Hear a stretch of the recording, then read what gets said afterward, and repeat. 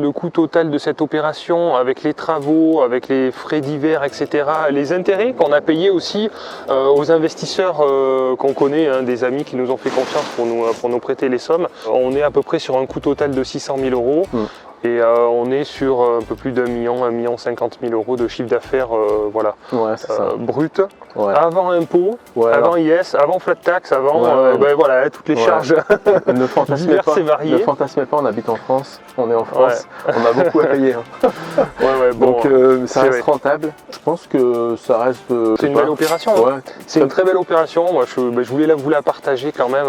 C'est toujours un peu délicat de partager des chiffres, de parler d'opérations de marchand de biens, mais en fait, je suis assez rassuré aussi parce que je sais que tous nos acheteurs ont fait des bonnes affaires. Nous, on a fait une belle opération. Ça nous a demandé du temps, de l'énergie et du risque aussi. Faut pas minimiser le risque de porter un projet quand même comme ça. Ça paraît simple quand on le voit fini, quand tout est réglé, on se dit ok, c'est super, on garde la marge.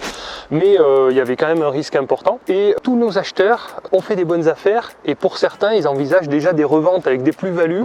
Donc, en fait, dans le business et dans les affaires, dans le marchand de biens, dans tout, dans l'investissement locatif, dans le commerce de manière générale, pour que ça fonctionne bien, il n'y a pas d'arnaque. Il faut que tout le monde soit gagnant à tous les niveaux et c'est vraiment l'état d'esprit que vous devez avoir pour bien fonctionner.